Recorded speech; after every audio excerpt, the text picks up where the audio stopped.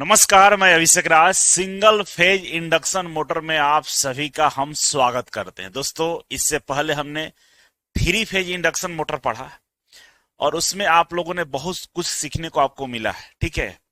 और जितने भी अभी आगे हम मोटर पढ़ने जाएंगे, जैसे सिंक्रोनस मोटर पढ़ना है, हमको हमको अल्टरनेटर पढ़ना है, हर जगह आपको एक रोटर मिलेगा जिसको घूमने वाले पार्ट्स बोलते हैं और एक स्टेटर मिलेगा जो स्थिर होता है। ये सब में होगा, ठीक है। तो ये कोई डिफरेंस का विषय नहीं है, ये तो सब में होता है। लेकिन थ्री फेज इंडक्शन मोटर में और सिंगल फेज इंडक्शन मोटर में क्या खासियत है, अलग क्या है इसमें, ये तो समझने वाली विषय है कि आखिर सिंगल फेज इंडक्शन मोटर क्यों बनाया गया, इसके पीछे क्या लॉजिक था। तो देखिए, सिंगल फेज इंडक्शन मोटर सबसे पहला डिफरेंस ये है कि ये सेल्फ स्टार्टिंग नहीं होता है। सिंगल फेज इंडक्शन मोटर कभी भी सेल्फ स्टार्टिंग नहीं होता है। इसको सेल्फ स्टार्टिंग बनाया जाता है कैपेसिटर लगाकर और एक्जुलरी वाइंडिंग लगाकर, ठीक है। पहला तो ये अलग है इसका। दूसरा ये है कि ये बहुत ही कम टॉर्क पैदा करता है, बहुत ज्यादा टॉर्क नहीं पैदा करेगा, छोटे छोटे कामों के लिए हम इसका प्रयोग करते हैं।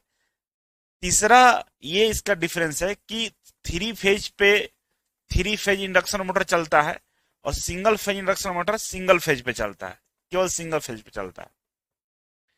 तो इसके कई सारे डिफरेंस है, आगे हम लोग समझने जा रहे हैं, ठीक है।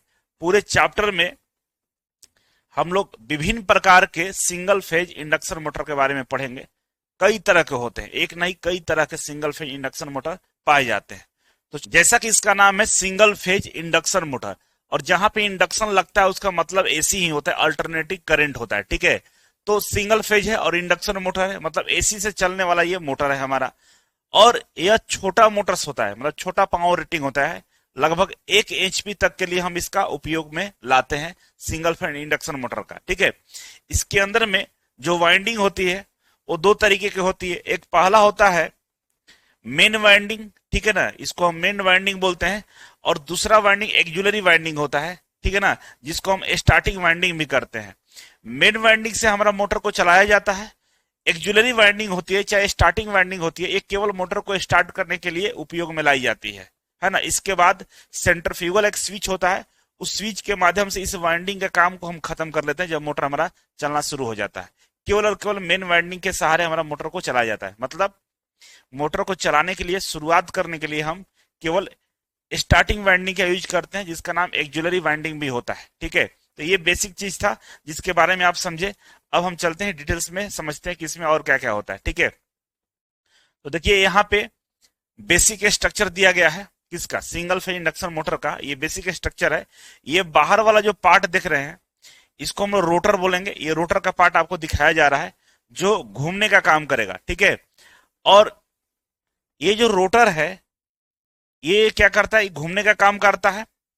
और इसके ऊपर क्या होगा, स्टेटर होगा, जो क्या होगा, स्थिर होगा, ठीक है। स्टेटर के अंदर में मेन वाइंडिंग की जाती है और एक्जुलरी वाइंडिंग की जाती है। मेन वाइंडिंग और एक्जुलरी वाइंडिंग दोनों स्टेटर के अंदर में ही होती है।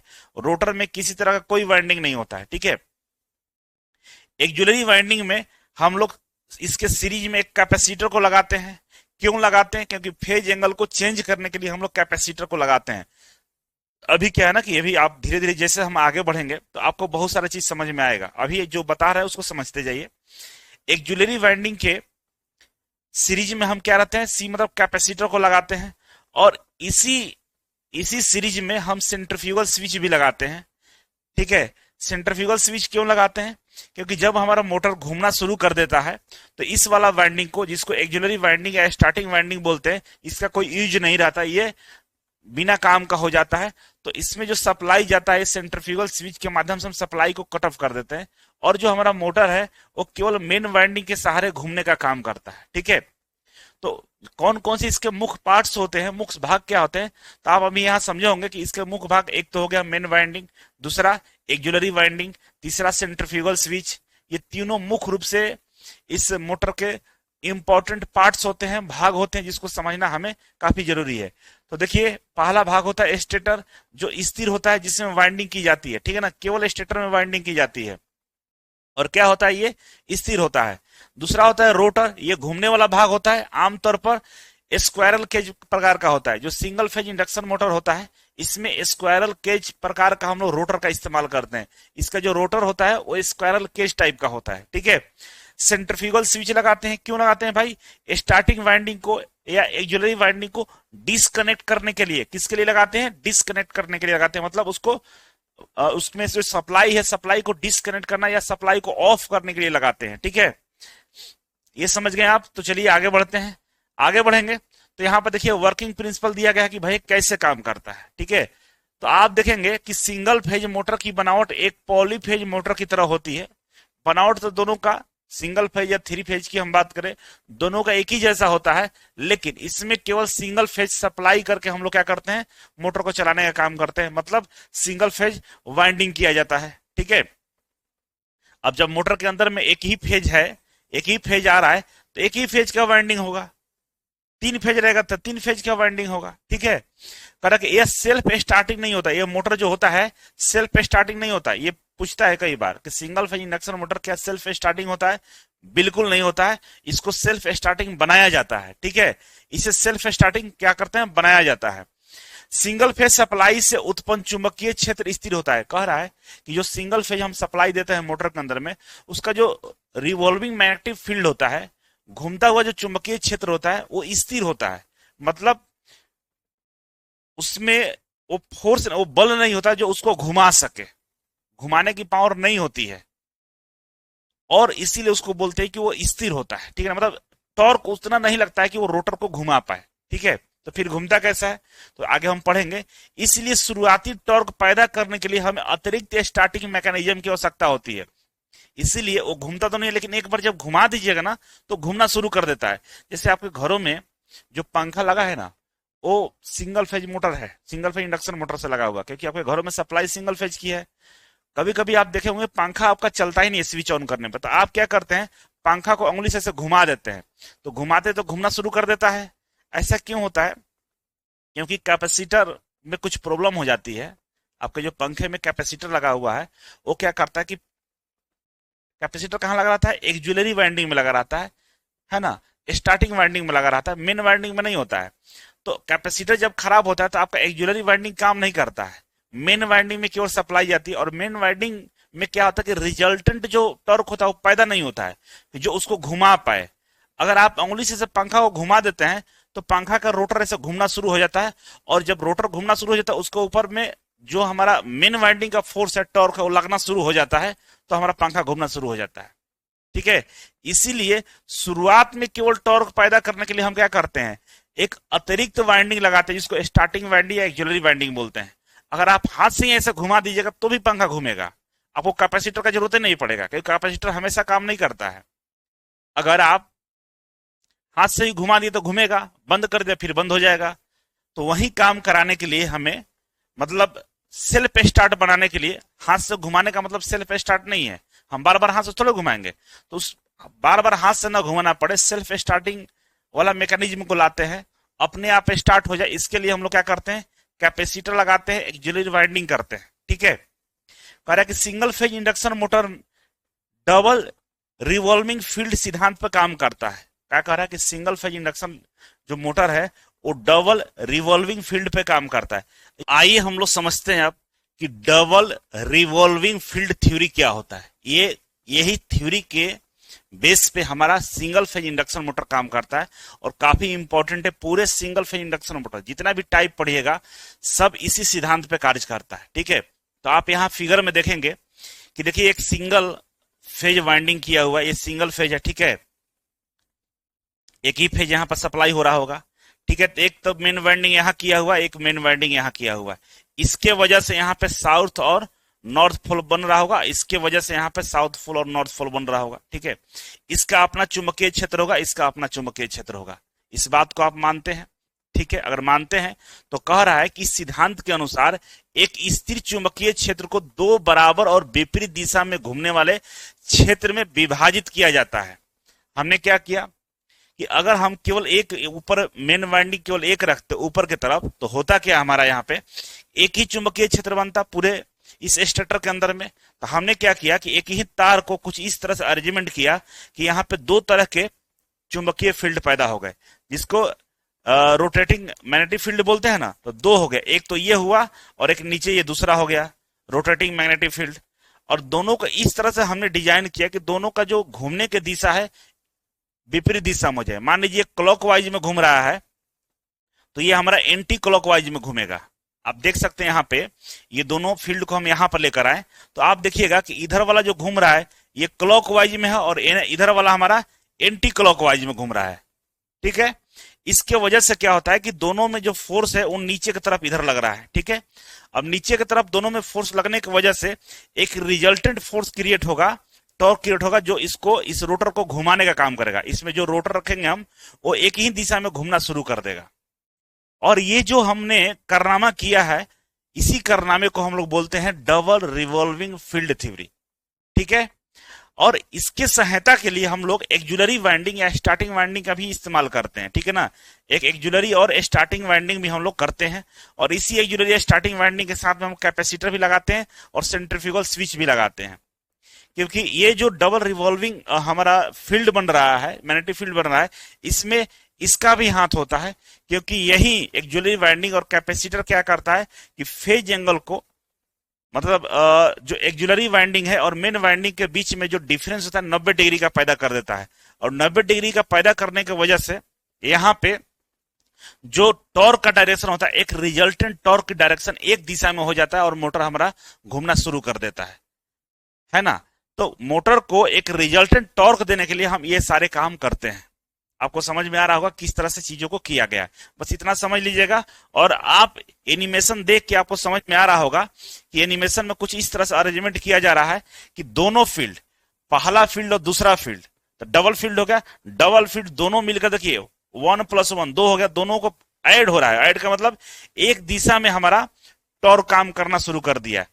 यहाँ पे इन दोनों को अगर हम ऐड, मतलब दो फील्डों को ऐड कर रहे हैं, तो ऐड करने पर रिजल्टेंट क्या हो रहा है कि दोनों का फोर्स एक ही डायरेक्शन में जुड़ जा रहा है और टॉर्क हमारा पैदा कर रहा है, जिससे हमारा मोटर घूमने का काम करेगा। इसी को हम लोग बोलते हैं डबल रिवॉल्विंग फील्ड थ्योरी। ठीक है, कह रहा है कि इसमें जो दो फील्ड बनता है, एक तो होता है फॉरवर्ड रोटेटिंग फील्ड जो हमारा घड़ी की दिशा में घूमता है ना। तो ऊपर वाला क्या है हमारा फॉरवर्ड रिवॉल्विंग है ना, फॉरवर्ड रिवॉल्विंग है जो घड़ी की दिशा में क्लॉकवाइज में घूमने का काम कर रहा है। ठीक है, और दूसरा backward rotating field, backward rotating field जो एंटी क्लॉकवाइज घड़ी के विपरीत दिशा में घूमने का काम करता है। क्या करता है, घड़ी के विपरीत दिशा में घूमने का काम करता है। लेकिन दोनों को जब हम ऐड करते हैं, इन दोनों का जो रिजल्टेंट होता है वो एक ही डायरेक्शन में आता है और टॉर्क उत्पादन करने का काम करता है, और इसी को हम लोग बोलते हैं डबल रिवॉल्विंग फील्ड थ्योरी। ठीक है, चलिए अब आगे बढ़ते हैं।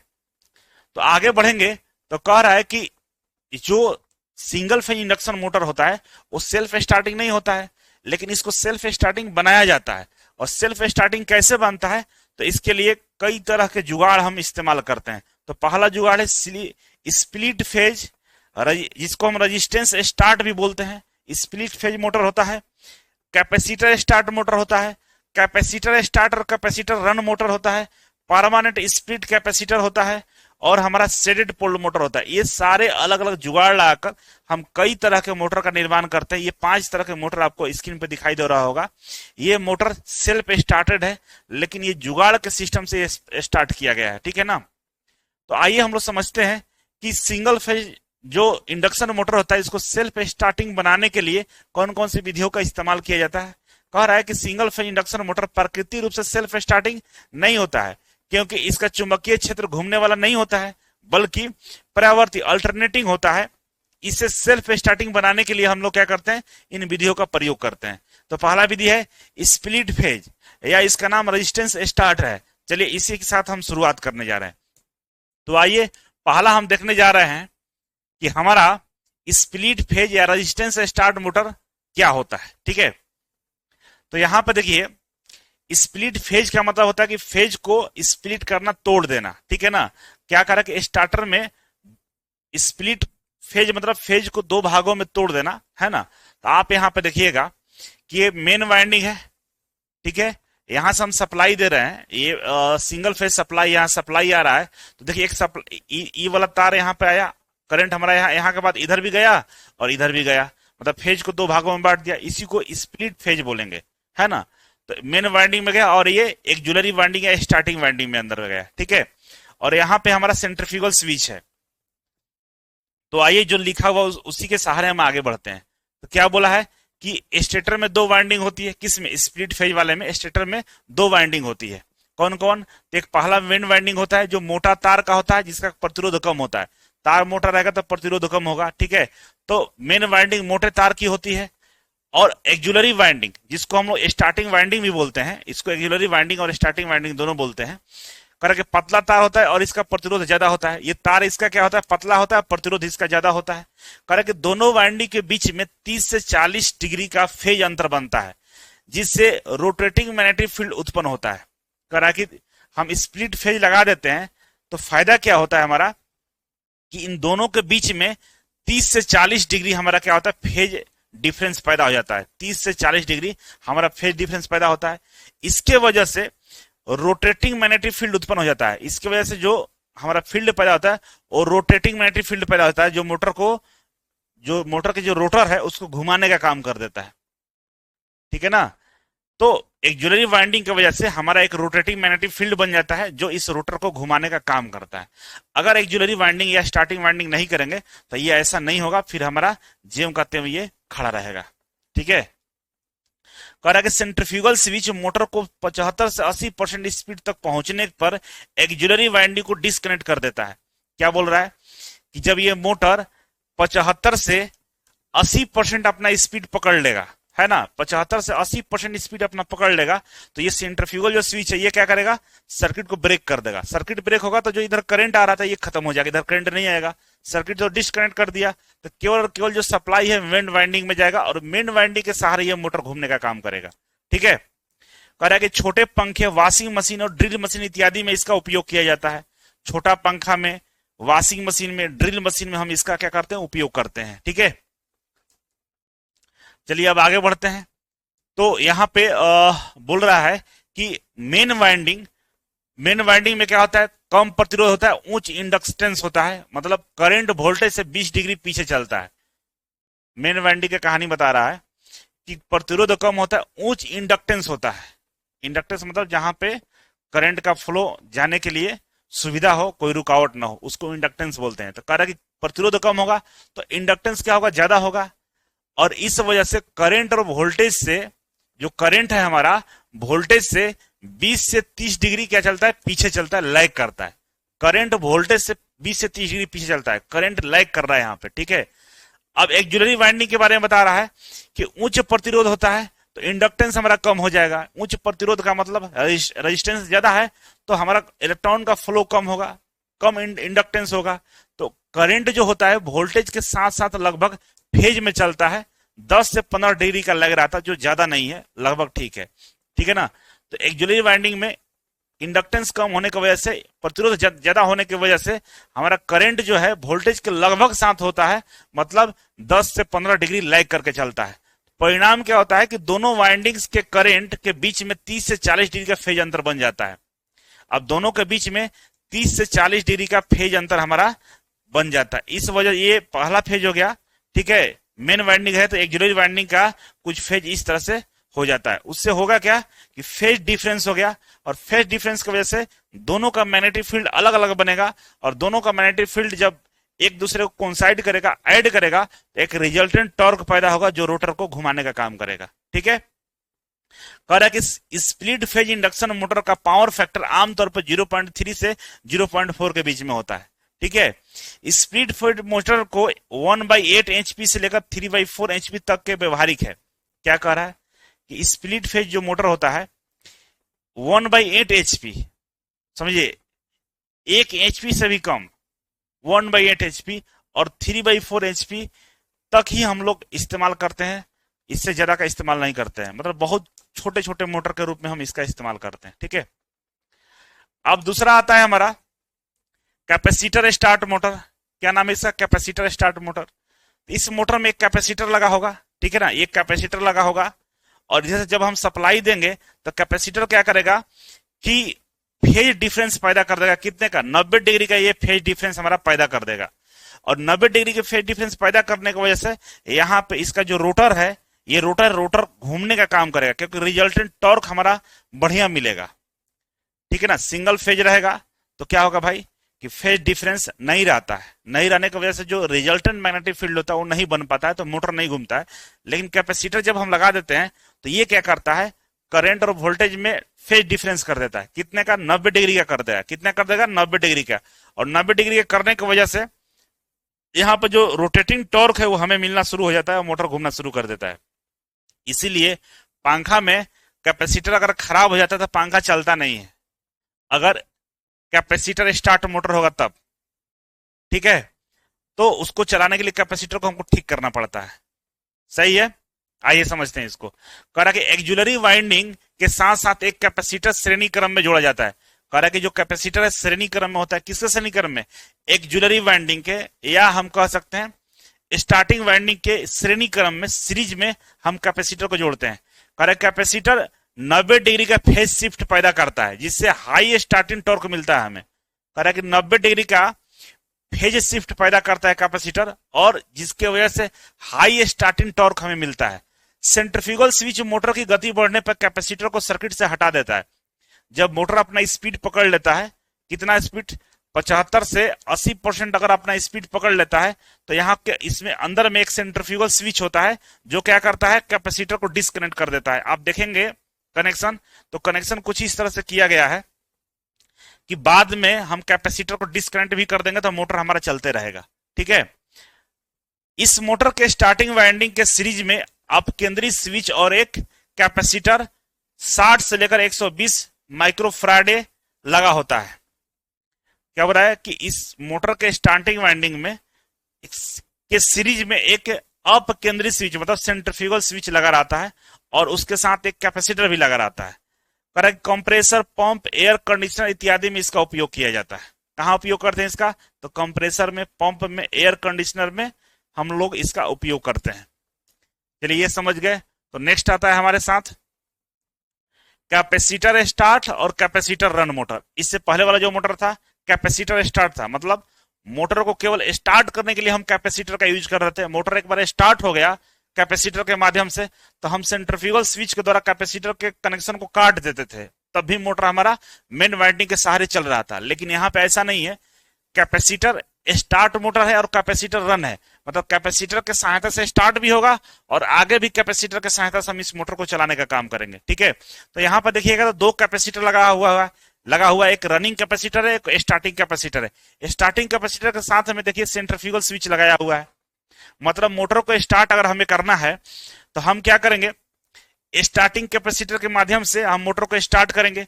मोटर जब हमारा स्टार्ट हो जाएगा, जब 70 से 80% स्पीड को पकड़ लेगा, तो हम क्या करेंगे, सेंट्रीफ्यूगल फील्ड की सहायता से हम इस वाले कैपेसिटर को डिस्कनेक्ट कर देंगे।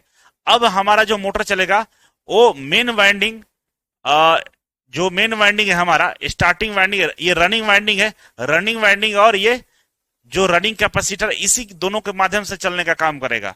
हमारा जो स्टार्टिंग वाइंडिंग और स्टार्टिंग कैपेसिटर का कोई यूज नहीं रहेगा। ठीक है?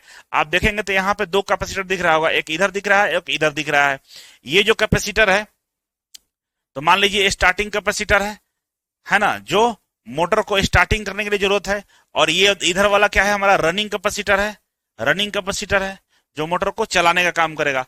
तो अगर इस तरह का मोटर कहीं दिखाई दे तो आप समझिए कि कैपेसिटर स्टार्ट और कैपेसिटर रन मोटर है हमारा। ठीक है? तो क्या लिखा रहा है कि इसमें 2 कैपेसिटर होते हैं। एक स्टार्टिंग कैपेसिटर होता है जो सिर्फ स्टार्ट करने के लिए यूज करते हैं हम उसको। एक रनिंग कैपेसिटर होता है जो लगातार मोटर को संचालन के लिए उपयोग में लाया जाता है। ठीक है? यह विधि स्मूथ ऑपरेशन और हाई इफिशियंसी के लिए प्रदान करती है।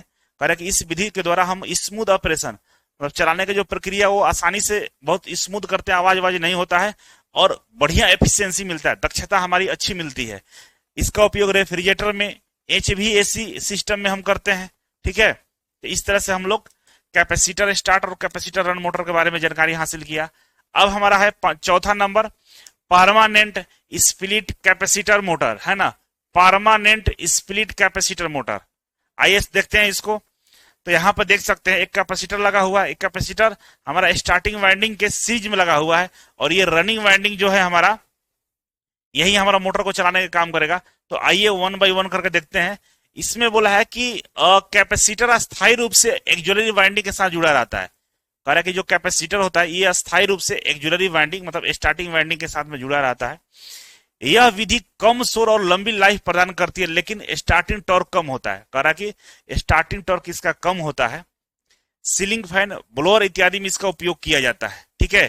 कह रहा है कि स्थायी स्प्लिट कैपेसिटर मोटर में फेज अंतर उत्पन्न करने के लिए स्टार्टिंग या एक्जुलरी वाइंडिंग के साथ हम श्रेणी क्रम में 2 माइक्रोफराडे और 2.5 माइक्रोफराडे का कैपेसिटर अस्थायी रूप से जोड़ देते हैं। मतलब ये बोल रहा है कि हम लोग क्या करते हैं, इसमें हम इस वाले कैपेसिटर को डिस्कनेक्ट नहीं करते हैं। एक्जुलरी वाइंडिंग के साथ में मतलब स्टार्टिंग वाइंडिंग के साथ में कैपेसिटर को हम लगा के रखते हैं और हमेशा लगा के रखते हैं। ऐसा नहीं कि मोटर स्टार्ट हो गया बाद में इसको हटा देंगे, ऐसा नहीं करते हैं। हम परमानेंट ही लगा के रखते हैं। हम क्या करते हैं, परमानेंट ही लगाते हैं। ठीक है। मतलब यहां से सप्लाई दिया, एक सप्लाई इधर गया और एक सप्लाई इधर गया, एक स्टार्टिंग वाइंडिंग में गया, एक मेन वाइंडिंग में गया, जिसको रनिंग वाइंडिंग बोलते हैं और मेन वाइंडिंग बोलते हैं।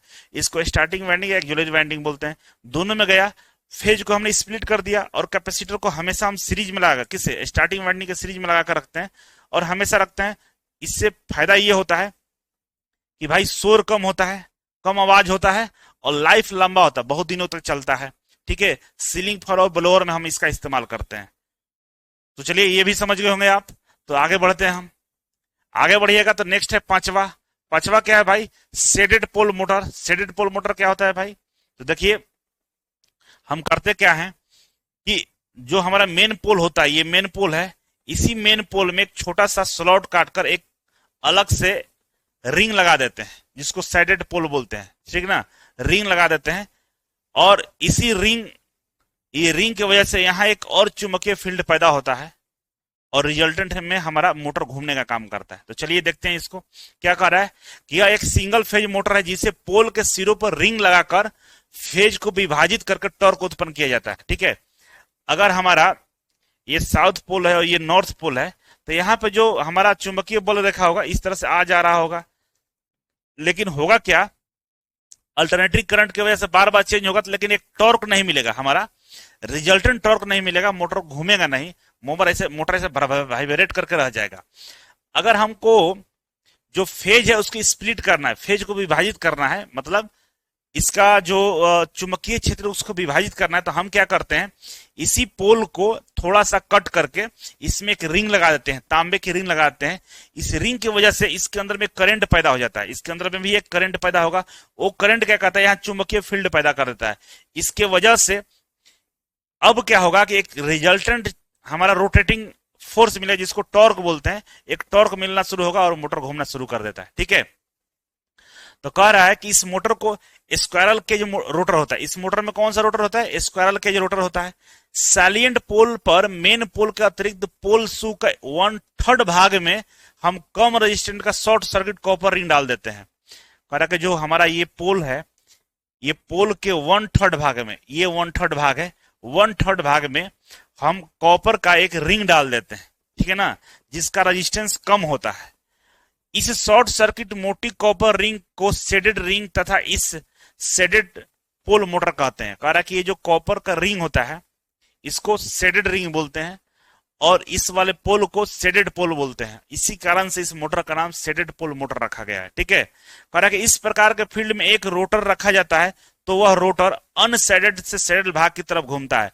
कह रहा है कि अगर इस तरह का अगर व्यवस्था हमने करके रखा है और इसके बीच में एक रोटर रख देंगे, घूमने वाला रोटर, तो होता क्या है कि रोटर हमारा अनशेडेड से शेडेड भाग की तरफ मूव करेगा। अनशेडेड क्या होना, ये वाला है, इधर से इधर की तरफ जाएगा, शेडेड की तरफ जाएगा, इधर से इधर की तरफ जाएगा। तो इस तरह से क्लॉकवाइज में घूमना शुरू हो जाता है। ठीक है।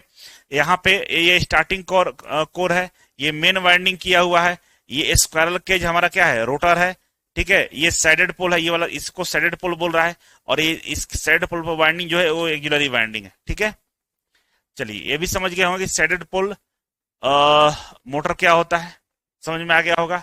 तो आगे बढ़ते हैं। कह रहा है कि कम स्टार्टिंग टॉर्क कम पावर फैक्टर और दक्षता के कारण इन्हें छोटे पंखों, खिलौनों, उपकरणों में या हेयर ड्रायर, विद्युत घड़ी, विज्ञापन display, film projector, radio player, gramophone, photocopy machine इत्यादि में किया जाता है। इतने सारों में करता है। जितना घर में खिलौना वगैरह होता है ना, खिलौना होता है, ये लड़की जो बाल सुखाती है, ड्रायर जो होता है ना, ये सब में क्या करता है, जो मोटर लगा होता है वो सैडेड पोल मोटर होता है। ठीक है, चलिए यहां से हम अलग अलग टाइप के मोटर पढ़ने जा रहे हैं। ठीक है, मतलब कई तरह के मोटर और भी होते हैं। इससे पहले जो हम पढ़ रहे थे वो तो पढ़ रहे थे जुगाड़ टेक्नोलॉजी, कि मोटर को सेल्फ स्टार्टिंग बनाने के कितने जुगाड़ थे। तो 5 तरह के जुगाड़ के बारे में पढ़ा।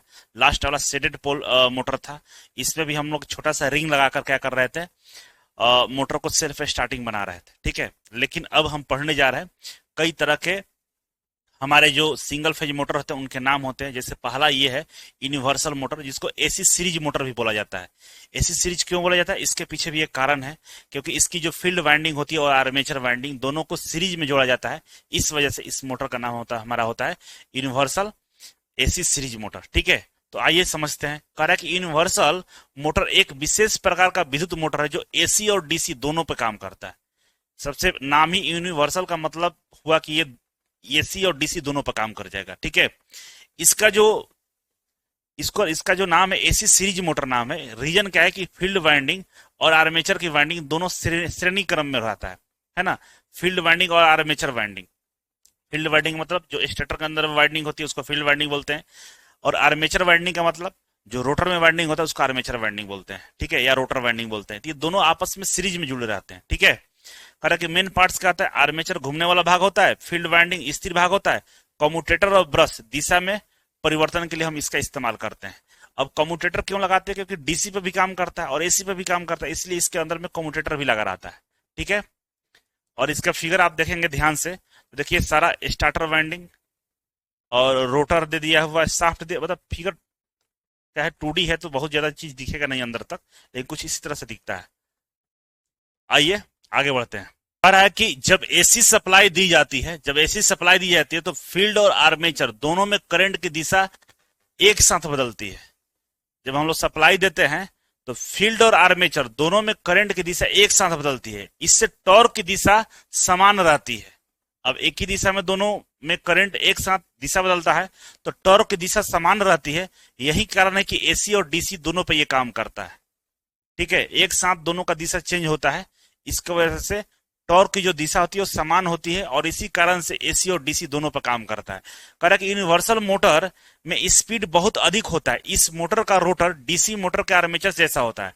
कह रहा है कि यूनिवर्सल मोटर में स्पीड बहुत ज्यादा होता है, और इस मोटर का जो रोटर होता है, डीसी जो मोटर होता है उसके आर्मेचर के जैसा होता है।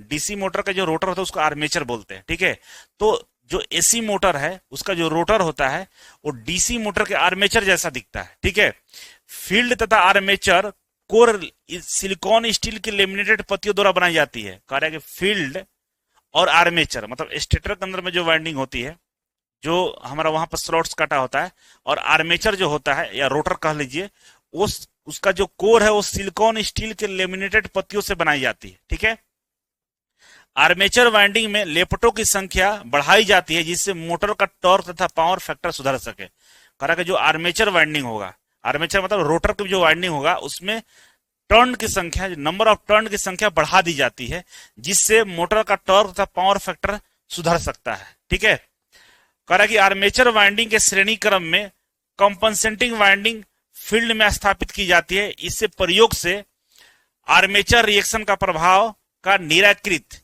किया जाता है। क्या बोल रहा है कि आर्मेचर वाइंडिंग के श्रेणी क्रम में एक कंपनसेट वाइंडिंग भी करते हैं। ये वाइंडिंग क्या करता है कि जो हमारा आर्मेचर रिएक्शन जो होता है, आर्मेचर रिएक्शन एक खराब चीज है जो मोटर के इफिशियंसी पावर को डाउन करता है। तो जो आर्मेचर रिएक्शन है उसको कम करने के लिए हम लोग आर्मेचर के वाइंडिंग के श्रेणी क्रम में एक कंपनसेटिंग वाइंडिंग करते हैं जो आर्मेचर रिएक्शन के प्रभाव को कम करके मोटर को आसानी से बढ़िया से पावर सप्लाई देने का काम करता है या मोटर को चलाने का काम करता है। ठीक है, अब बोल रहा है कि मोटर कम्यूटेटर पर उच्च प्रतिरोध वाले कार्बन ब्रश का प्रयोग किया जाता है। इससे कम्यूटेटर पर होने वाले स्पार्किंग को कम किया जा सकता है। क्या बोल रहा है कि कम्यूटेटर पर उच्च प्रतिरोध वाले कार्बन ब्रश का इस्तेमाल किया जाता है, जिसकी वजह से स्पार्किंग की समस्या नहीं हो पाती है। ठीक है, नेक्स्ट कह रहा है कि आर्मेचर तथा फील्ड के बीच एयर गैप यथासंभव कम किया जाता है। जितना एयर गैप कम रखिएगा उतना ही हमारा जो मोटर का स्पीड है बढ़िया बनेगा, क्योंकि फ्रिक्शन लॉसेस की वजह से मोटर के जो स्पीड है उसमें कमी देखने को मिलता है, तो एयर गैप कम रखेंगे। ठीक है, कह रहा है कि स्टेटर में इंटरपोल प्रयोग किए जाते हैं, जिन पर इंटरपोल वाइंडिंग स्थापित कर उन्हें आर्मेचर के श्रेणी क्रम में संयोजित किया जाता है। इससे मोटर का कम्यूटेशन सुधारा जाता है। कह रहा है कि स्टेटर में हम लोग क्या करते हैं, इंटरपोल करते हैं। स्टेटर का मतलब ये स्टेटर होगा, इसमें मेन पोल है ना, ये मेन पोल। ठीक है, मेन पोल के बीच में एक छोटा सा पोल लगा देते हैं, इसको इंटरपोल बोलते हैं। इंटरपोल लगाने का फायदा ये होता है कि आर्मेचर के श्रेणी क्रम में हम इसको लगाते हैं, इससे मोटर का कम्यूटेशन सुधर जाता है। मोटर का क्या होता है, कम्यूटेशन सुधर जाता है। कम्यूटेशन क्या होता है ये आपको हम पढ़ा चुके हैं, आप डीसी मोटर पढ़िएगा उसमें हम पढ़ाए हैं। ठीक है, कम्यूटेशन, बढ़िया कम्यूटेशन के लिए कई सारे उपाय लगाते हैं, तो बढ़िया कम्यूटेशन के लिए हम लोग क्या करें, इंटरपोल लगाते हैं, जिससे कम्यूटेशन बढ़िया होता है, करंट का फ्लो, करंट का प्रवाह बढ़िया होता है। ठीक है, तो कह रहे हैं कि इस तरह के मोटर का जो प्रयोग है हम लोग घरेलू उपकरणों में करते हैं, जैसे सिलाई मशीन में, हेयर ड्रायर में, टेबल पंखा में, जूसर में, मिक्सर में इत्यादि में हम इसका प्रयोग करते हैं। ठीक है, ये सारे फोटो आप दिख रहे होंगे, इसमें जो मोटर लगे होते हैं वो हमारा यूनिवर्सल मोटर होता है। ठीक है, अब आता है सेकेंड रिपल्सन मोटर, इसका नाम है रिपल्सन मोटर। ठीक है, करा कि रिपल्सन मोटर एक प्रकार का सिंगल फेज एसी मोटर है जो रिपल्सन सिद्धांत पे, मतलब प्रतिकर्षण के सिद्धांत पे कार्य करता है। यह मोटर कम्यूटेटर और ब्रश की सहायता से चलता है और उच्च स्टार्टिंग टॉर्क प्रदान करता है। देखिए यहाँ पे फिगर को ध्यान से देखिए, ये जो गोल सा दिख रहा है और इस गोल गोल के बीच में ये जो हमारा स्लॉट्स कटा हुआ है ये कम्यूटेटर है। ठीक है ना, इस कम्यूटेटर के ऊपर में क्या लगा हुआ है, ये कार्बन ब्रश लगा हुआ है, और कार्बन ब्रश को शॉर्ट किया गया, देखिए आपस में शॉर्ट कर दिया गया है। सिंगल फेज हमारा एसी सप्लाई के द्वारा इसको चलाया जाता है। तो इसके डिटेल्स में और हम जानते हैं, ये फिगर ध्यान में रखिएगा तो हम आगे बढ़ते हैं। ठीक है, ध्यान में रखिएगा कि वर्किंग प्रिंसिपल कैसा होता है इसका। ठीक है, करा कि रिपल्सन मोटर में स्टेटर स्थिर भाग और रोटर घूर्णन भाग होते हैं, सारे मोटर में होते हैं। ठीक है, तो स्टेटर में क्या होता है कि सिंगल फेज एसी सप्लाई से जुड़ा होता है और एक चुंबकीय क्षेत्र उत्पन्न करता है। स्टेटर क्या होता है, सिंगल फेज एसी सप्लाई से जुड़ा होता है और एक चुंबकीय क्षेत्र उत्पन्न करता है। रोटर क्या करता है कि डीसी मोटर की तरह आर्मेचर वाइंडिंग और कम्यूटेटर होता है, लेकिन ब्रश को हम लोग शॉर्ट सर्किट कर देते हैं। कह रहा है कि डीसी मोटर की तरह इसमें हम कम्यूटेटर और ब्रश होता है, ये कम्यूटेटर है और ये ब्रश है, कार्बन ब्रश है, लेकिन कार्बन ब्रश को क्या करते हैं हम लोग शॉर्ट कर देते हैं, जबकि हमारा डीसी मोटर में हम शॉर्ट नहीं करते, यहाँ पर शॉर्ट कर देते हैं। जब एसी सप्लाई दी जाती है तो स्टेटर का चुंबकीय क्षेत्र रोटर में करंट प्रेरित करता है। जब हम लोग सप्लाई किस में करते हैं, स्टेटर में करते हैं, तो उसका चुंबकीय क्षेत्र रोटर में करंट प्रेरित करता है, इंड्यूस कर देता है। ठीक है, यह करंट एक दूसरे चुंबकीय क्षेत्र बनाता है और ये जो करंट है दूसरा चुंबकीय क्षेत्र बनाता है, जो स्टेटर के क्षेत्र को प्रतिकर्षण रिपल्सन करता है, जिससे मोटर घूमने का काम करता है ना, प्रतिकर्षण सिद्धांत पर कार्य करता है। मतलब ये स्टेटर हो गया, स्टेटर में एक चुंबकीय क्षेत्र ऐसे पैदा हुआ। ठीक है, अब ये चुंबकीय क्षेत्र की वजह से जो हमारा रोटर है, जिसको हम लोग बोलते हैं यहाँ पे क्या बोलते हैं, आर्मेचर बोलते हैं, तो आर्मेचर में क्या करेगा, करंट पैदा कर देगा। ये करंट, इसमें जो करंट पैदा होगा ये करंट भी एक चुंबकीय क्षेत्र पैदा कर देगा, और चुंबकीय क्षेत्र पैदा होने की वजह से एक दूसरे के बीच में क्या होगा, रिपल्सन होगा, प्रतिकर्षण होगा। इस प्रतिकर्षण की वजह से एक रोटेटिंग फील्ड मिलेगा, हमको रोटेटिंग टॉर्क मिल जाएगा, यही टॉर्क घूमने का काम करता है। मतलब प्रतिकर्षण के वजह से हमारा मोटर क्या आता है, घूमने का काम करता है। कह रहा है कार्बन ब्रश का पोजीशन नियंत्रित से 20 डिग्री आगे हम रखते हैं। कह रहा है कि कार्बन जो ब्रश हम यहाँ लगाते हैं, ये हमारा जो कंट्रोलर होता है उससे हम 20 डिग्री आगे लेके चलते हैं, आगे रखते हैं। ठीक है, तो इस तरीके से कुछ डिजाइनिंग इसका होता है। अब इतना ही पढ़ना है आप लोगों को, तो आपको ज्यादा डिस्टर्ब नहीं होना है, जितना बता रहे उतना बस समझ लेना है, लिख लेना, यही टू द पॉइंट मतलब जरूरत है। कह रहा है स्टार्टिंग टॉर्क फुल लोड पर 2.2 गुना होता है, मतलब इतना गुना ज्यादा होता है। जब स्टार्टिंग जो टॉर्क है इसका बहुत ज्यादा होता है, फुल लोड पर 2.2 गुना होता है। मतलब स्टार्टिंग टॉर्क कह रहा है कि फुल लोड का 2.2 गुना होता है। फुल लोड पे जितना टॉर्क होता है उससे 2.2 गुना हमारा स्टार्टिंग टॉर्क होता है, ज्यादा होता है। ठीक है, स्टार्टिंग करंट फुल लोड का 3.5 गुना होता है। फुल लोड पर जितना करंट चाहिए होता है उससे 3.5 गुना ज्यादा हमें शुरुआत में करंट लगता है, ठीक है। इसका पावर फैक्टर 0.95% होता है, सॉरी 0.95 होता है।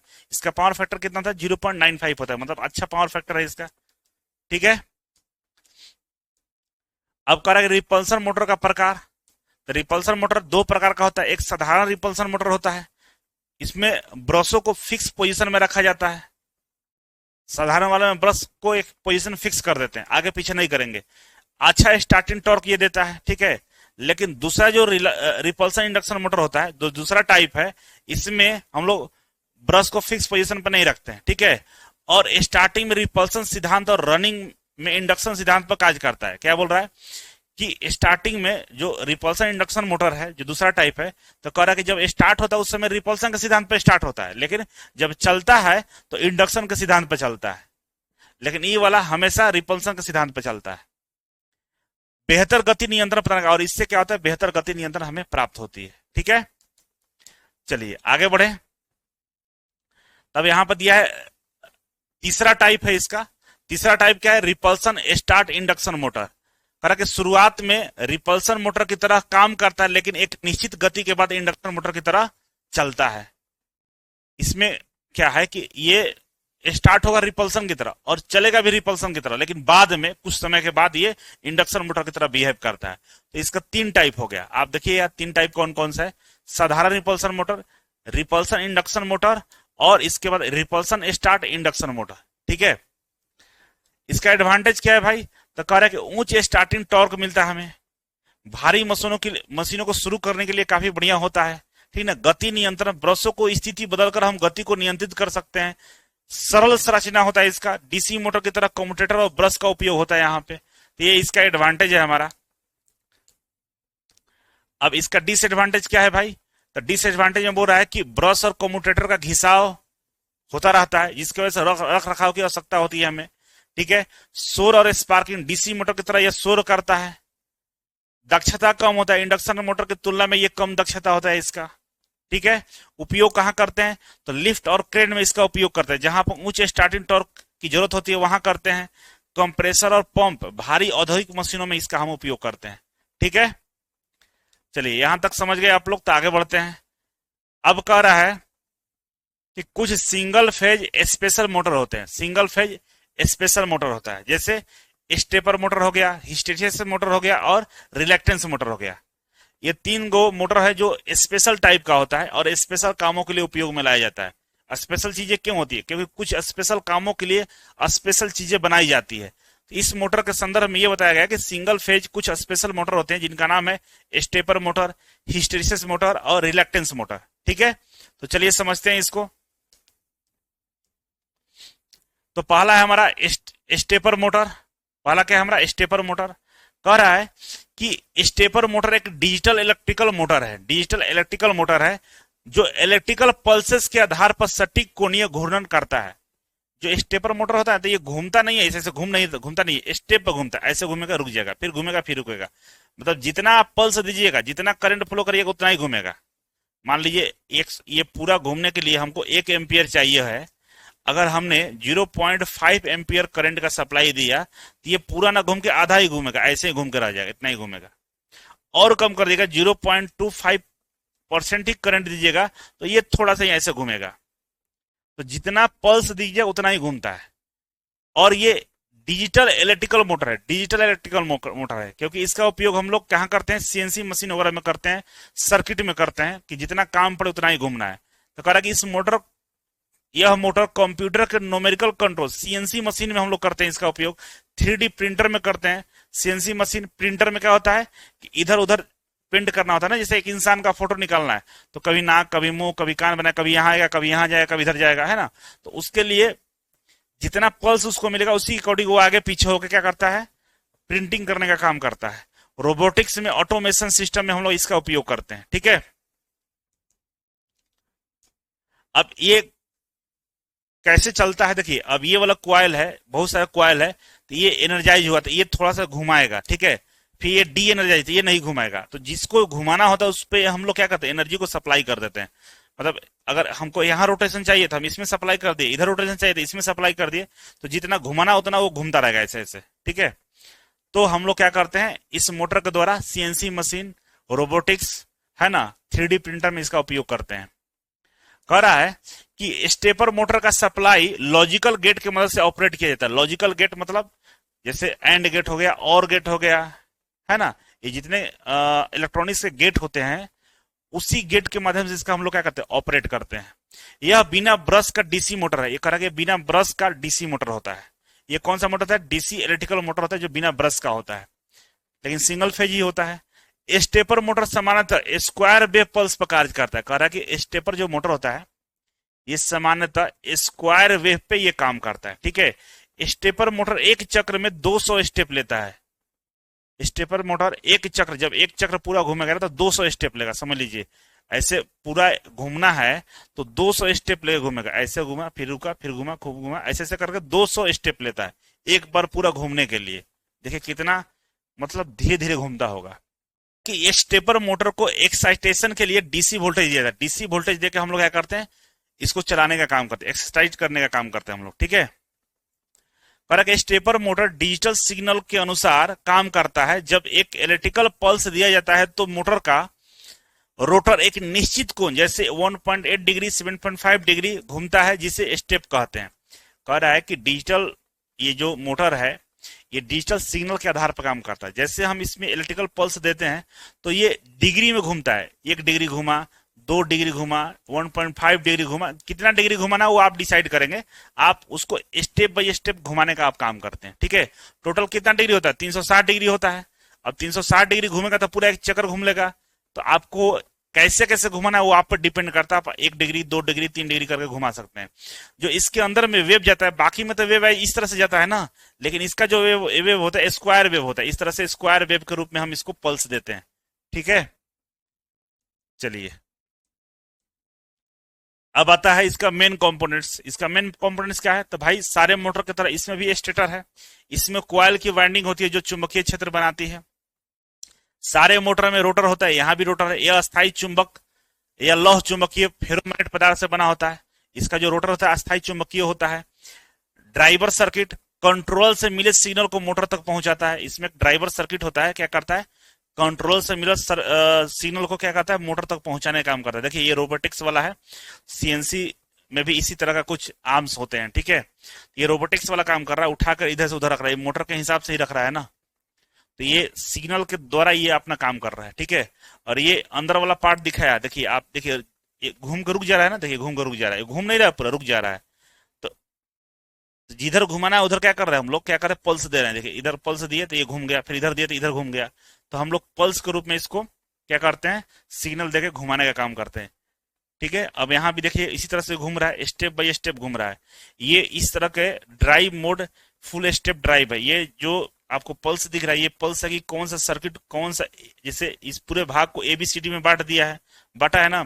तो अगर एक, देखिए यहाँ पे अगर पल्स गया है मतलब ए वाला घूमेगा, ए घूमेगा तो यहाँ पे बी नहीं घूमेगा। ठीक है, फिर हमको क्या करना है, नीचे क्या है पल्स, तो बी वाला को इसमें इसमें बी को घुमाया तो बी वाला भाग घूम जाएगा, है ना। जहां जहां पल्स ऊपर की तरफ दिख रहा है वो बी घूम रहा है, नीचे की तरफ वो घूम नहीं रहा है। ठीक है, तो इस तरह से मिलता है। ये इलेक्ट्रॉनिक्स वाले बच्चों के लिए ज्यादा इंपॉर्टेंट रहता है, आपके लिए बस समझ लीजिए, इतना ही काफी है।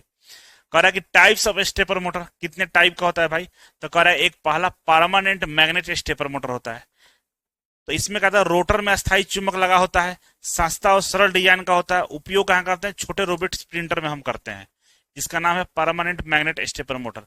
दूसरा होता है वेरिएबल रिलक्टेंस स्टेपर मोटर। दूसरा क्या होता है, वेरिएबल रिलक्टेंस स्टेपर मोटर। कह रहा कि इस रोटर में कोई अस्थायी चुंबक नहीं होता है, बल्कि लोहे के दांतेदार हिस्से होते हैं और हाई स्पीड के लिए इसका उपयोग किया जाता है।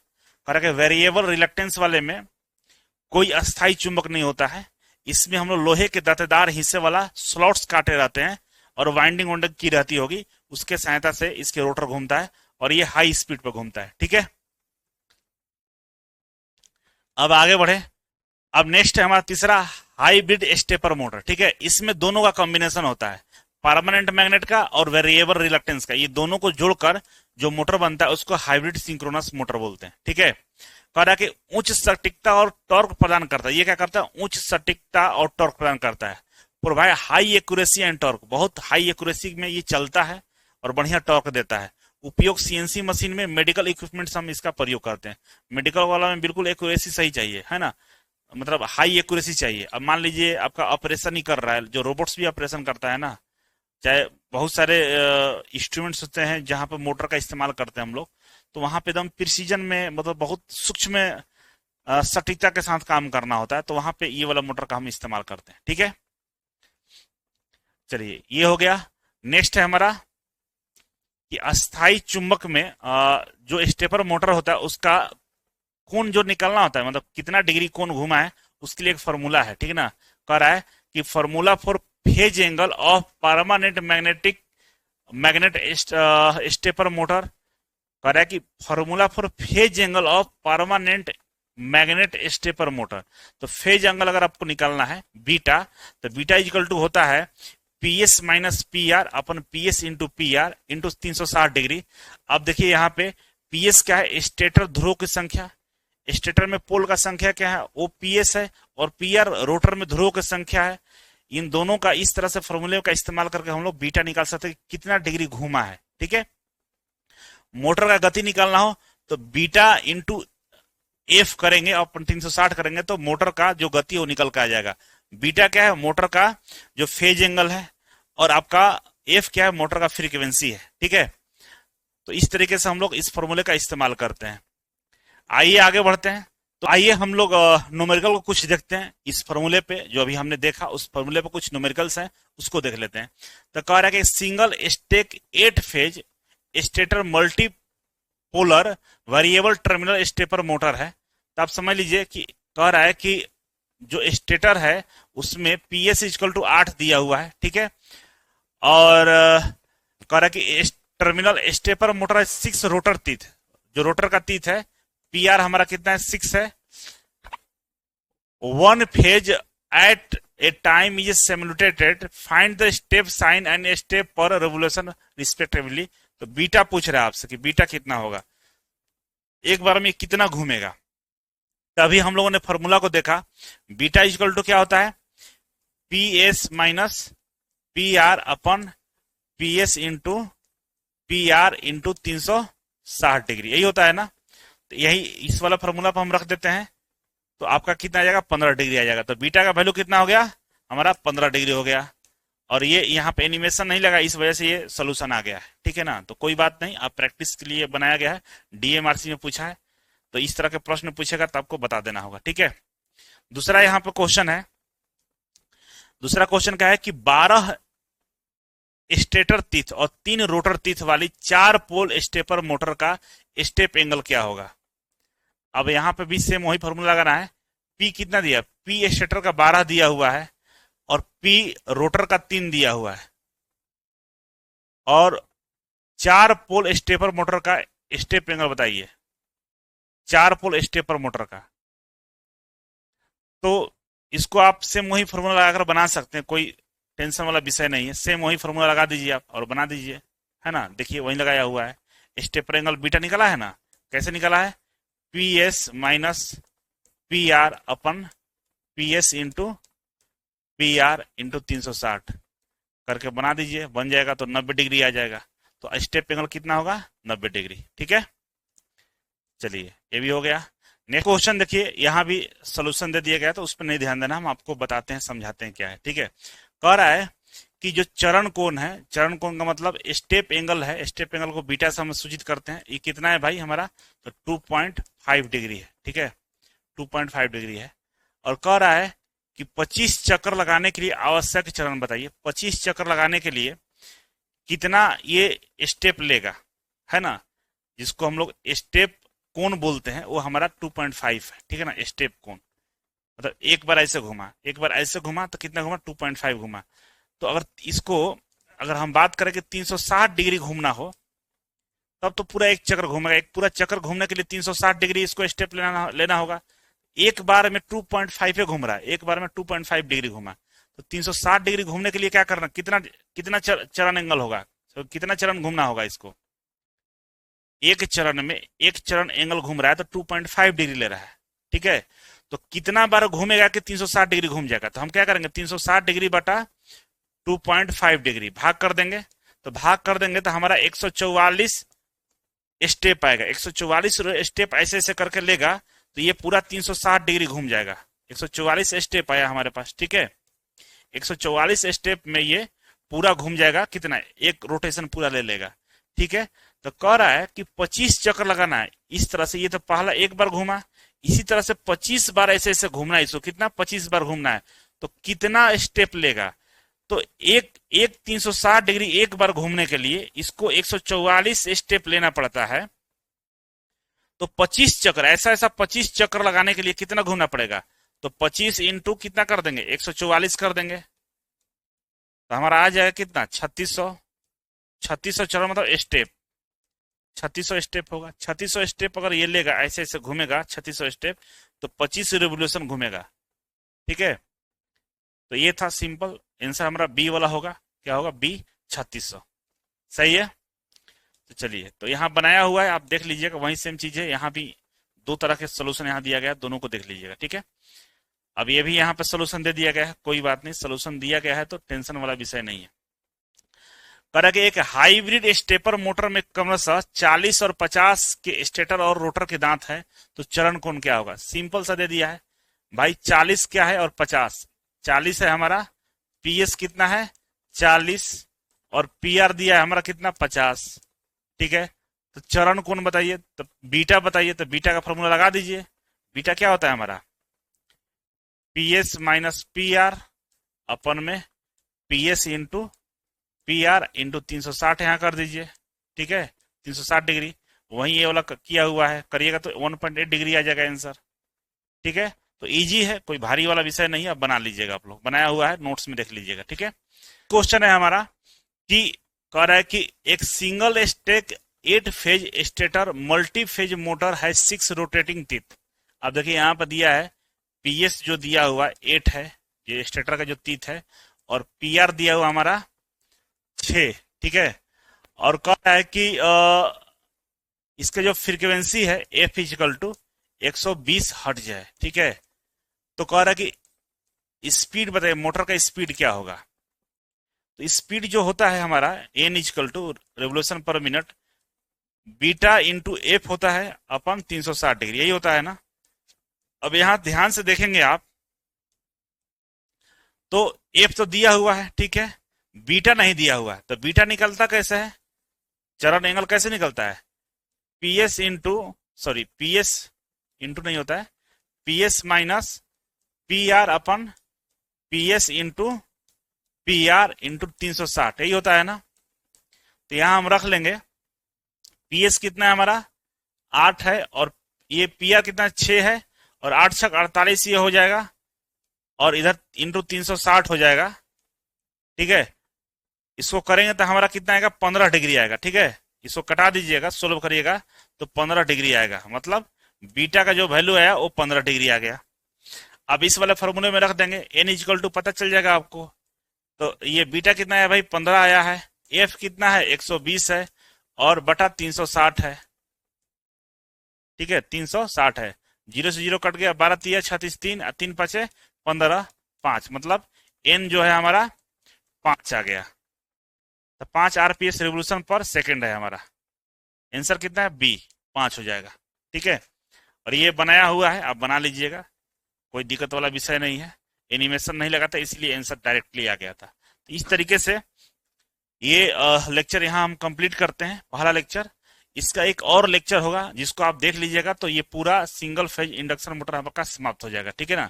यहाँ से नेक्स्ट लेक्चर में पढ़ेंगे हिस्टेरिसिस मोटर के बारे में, ठीक है। तो चलिए, ऑल द बेस्ट, बढ़िया से नोट्स बनाइएगा आप लोग। मुझे उम्मीद है कि आप लोग बढ़िया से पढ़ाई कर रहे होंगे, नोट्स बना रहे होंगे। तो आज के लिए इतना ही है, थैंक यू सो मच, मिलते हैं अगले वीडियो में, तब तक के लिए नमस्कार।